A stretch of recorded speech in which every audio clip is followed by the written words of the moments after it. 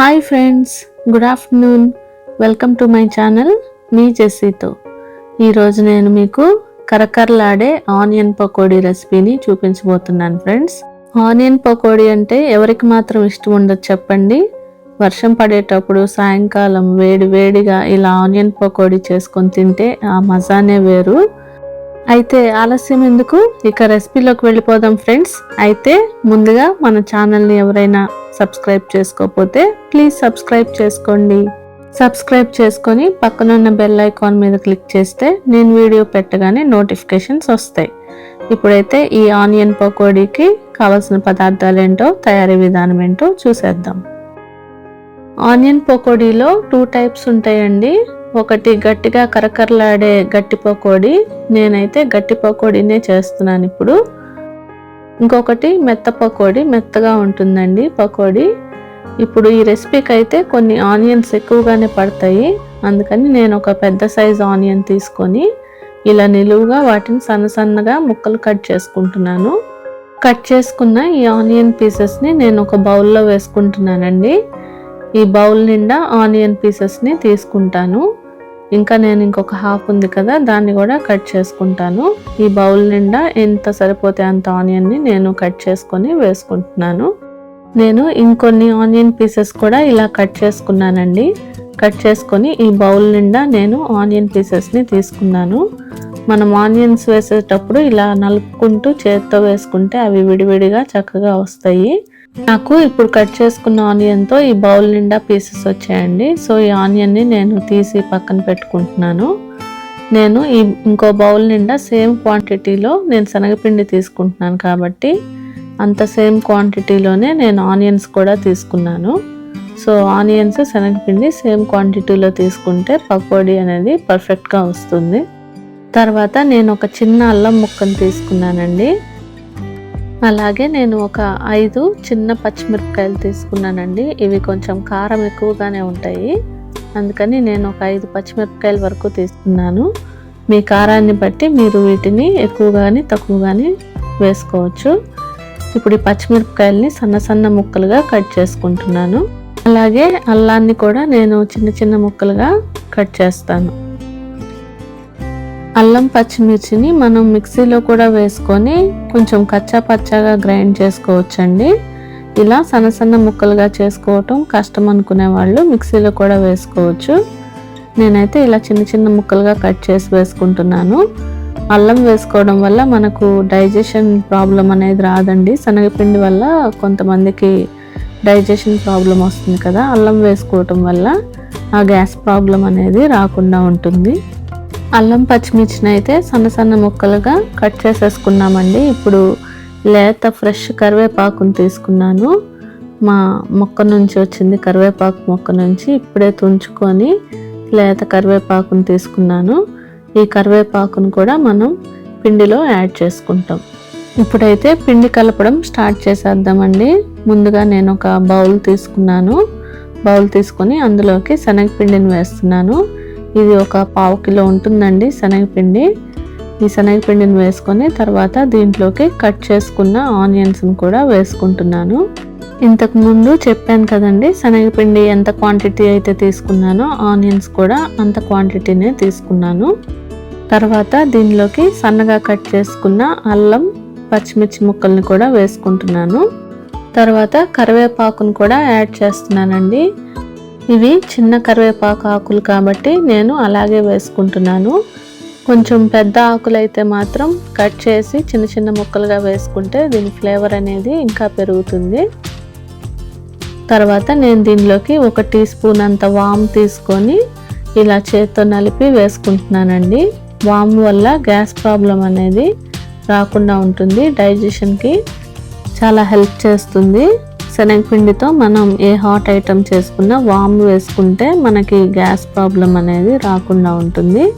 అలాగే దీనిలో అల్లం కూడా వేసాం కాబట్టి మనకి గ్యాస్ ప్రాబ్లం అయితే ఉండదండి. చాలా టేస్టీగా కూడా ఉంటుంది పకోడీ.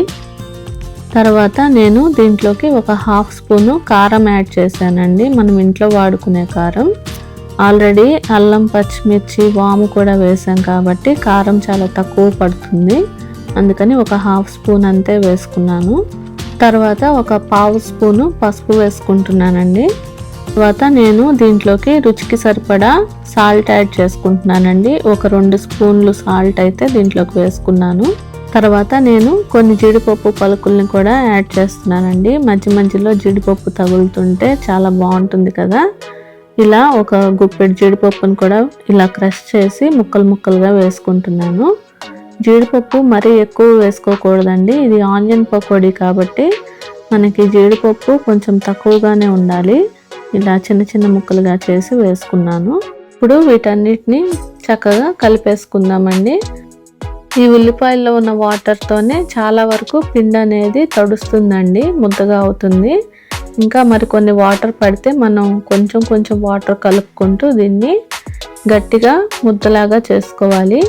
ఇది గట్టి పకోడీ కాబట్టి చాలా గట్టిగా కలుపుకోవాలండి. పిండి లూజ్గా ఉంటే మెత్త పకోడీ తయారవుతుందండి. అంటే మెత్తగా ఉన్న పకోడీ మనం పిండి ఎప్పుడైనా గట్టిగా కలుపుకోవాలి. నేనైతే కొంచెం వాటర్ వేసుకుంటూ ఇలా ఈ పిండిని కలిపేసుకుంటున్నాను. కొన్ని మాత్రమే ఇలా చల్లుకుంటూ అప్పుడప్పుడు కలుపుకోవాలండి. ఒకేసారి ఎక్కువ వాటర్ పోసేసుకోకూడదు. చూస్తున్నారు కదా, ఇలా నేను గట్టిగా పిండిని కలుపుకున్నానండి. ఇలా ఉల్లిపాయల్ని ప్రెస్ చేసుకుంటూ మనం ఈ పిండిని కలుపుకోవాలి. ఉల్లిపాయలో ఉన్న వాటర్ అంతా ఈ పిండిలోకి వచ్చి పిండి అబ్సార్బ్ చేసుకొని మనకి ముద్దలాగా అవుతుంది. అవసరమైతే కొన్ని మాత్రమే నీళ్ళు యాడ్ చేసుకోవాలి. ఇలా పిండిని ఒక ముద్దలాగా గట్టిగా కలుపుకున్నాను. పిండిని ఈ కన్సిస్టెన్సీలోకి కలుపుకోవాలండి. అప్పుడే మనం చక్కగా ఇలా పకోడీలు నూనెలోకి వేసుకోవచ్చు. మనకి కరకరలాడే గట్టి పకోడీ అనేది వస్తుంది. పిండి అయితే రెడీ అయిపోయిందండి. ఇప్పుడు మనం పకోడీలు వేసేసుకుందాం.